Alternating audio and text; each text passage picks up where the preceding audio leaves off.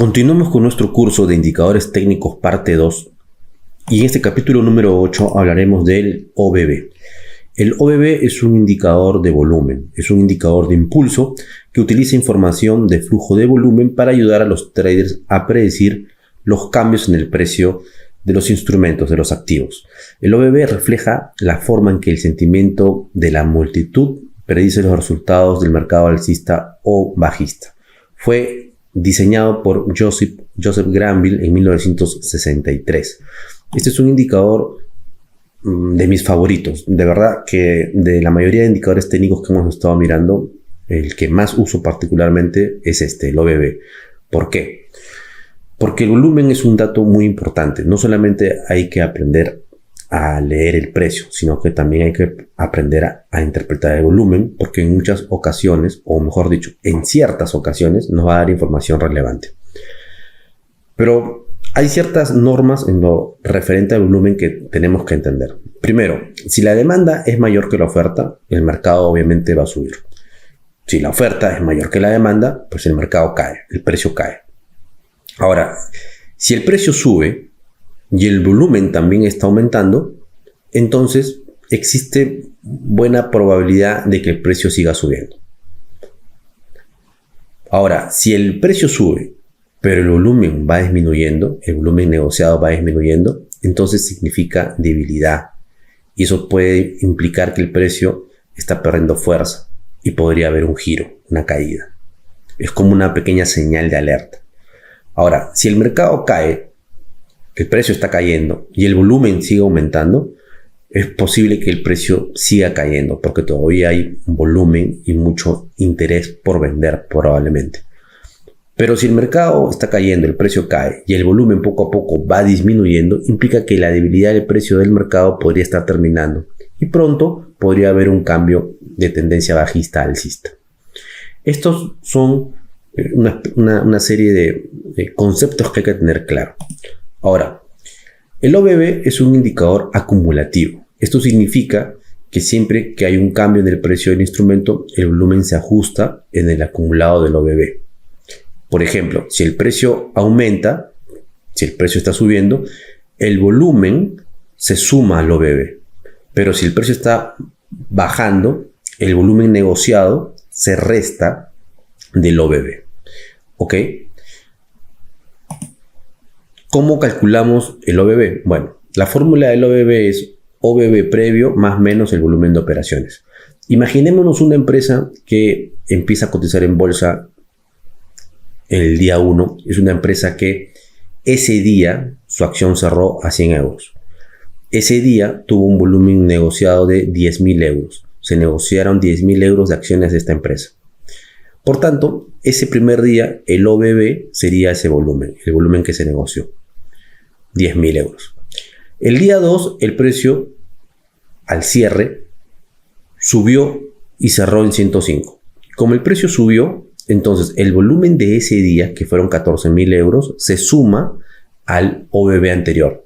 Entonces 14.000 más 10.000, 24.000. El tercer día, el precio de cierre fue de 110 euros, por tanto nuevamente subió. Entonces el volumen de ese día, que fueron 12.000 euros, se suma al OBB anterior. 12.000 más 24, 36. El día 4, el precio ya no subió, sino cayó, cerró a un precio inferior a 102. Entonces el volumen de ese día, que fueron 10.000, se resta del OBB anterior. 36 menos 10, 26. Y así se va formando el OBB. Es un indicador acumulativo de volumen. Si el precio está subiendo, el volumen se suma. Si el precio está cayendo, el volumen se resta.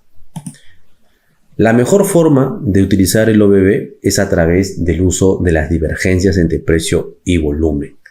¿Sí? Cuando detectemos estas divergencias, pueden ser grandes oportunidades de entrada al mercado. El OBB es un indicador muy interesante en ese sentido. Sus divergencias suelen tener una alta efectividad. Por ejemplo, gráfico de Apple, gráfico diario. Fíjense cómo tengo acá el precio y abajo tengo el OBB. ¿Qué es lo que está pasando? El precio entre este punto y este punto está marcando nuevos máximos, pero el OBB en lugar de marcar nuevos máximos, el OBB empieza a decaer un poco. Fíjense la pendiente. Recuerden que este es un indicador acumulativo. Si el precio está subiendo, el volumen negociado se va sumando. Por tanto, es muy normal que si el precio sube, obviamente el OBB va a subir. Entonces, no es tan normal que si el precio está marcando nuevos máximos, el OBB no está haciendo lo mismo. Esto es una divergencia bajista y nos indica una señal de posible cambio en la tendencia. ¿Qué fue lo que sucedió después? El precio cayó. En este segundo ejemplo estamos viendo los contratos de futuros del eurodólar. ¿Por qué los contratos de futuros del eurodólar? Porque si yo veo al eurodólar spot, el eurodólar es un instrumento que opera en el mercado Forex, donde no podemos conocer el volumen negociado a nivel mundial, porque es un mercado descentralizado. Pero en la modalidad de contrato de futuro del eurodólar, sí puedo conocer el volumen negociado, porque este contrato de futuro se negocia en una bolsa centralizada en Estados Unidos. Entonces aquí sí puedo conocer el volumen negociado. Entonces el eurodólar tenía una tendencia bajista, estaba marcando nuevos mínimos, pero el OBB, fíjense cómo empezaba a subir. Esto claramente es una divergencia alcista.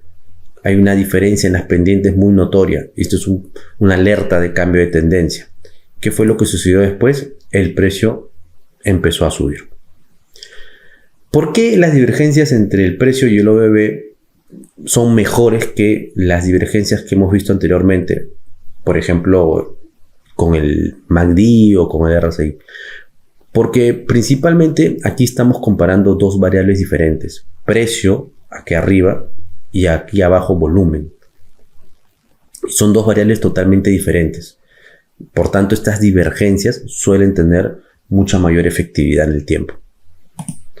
Ejemplo 3. Para los contratos de futuros de la libra esterlina con el dólar americano. Aquí había una resistencia. El precio entre este punto y este punto marca nuevos máximos, pero en esos mismos puntos el OBB empieza a marcar máximos más bajos. Esto es un síntoma de divergencia bajista, por tanto podría vender, sobre todo porque hay muchas posibilidades de que el precio también respete esta resistencia, ¿no? Y lo propio hubiese sido una venta. Fíjense que el OBB, los valores que van a aparecer acá, van a ser valores de volumen negociado, que van a cambiar de acuerdo al instrumento que nosotros estemos operando. No son escalas genéricas como en los otros indicadores.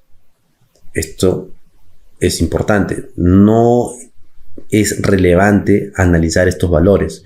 Lo que tienen que analizar son las posibles divergencias, que son un poco raras en el OBB, no son tan comunes, pero suelen ser muy efectivas.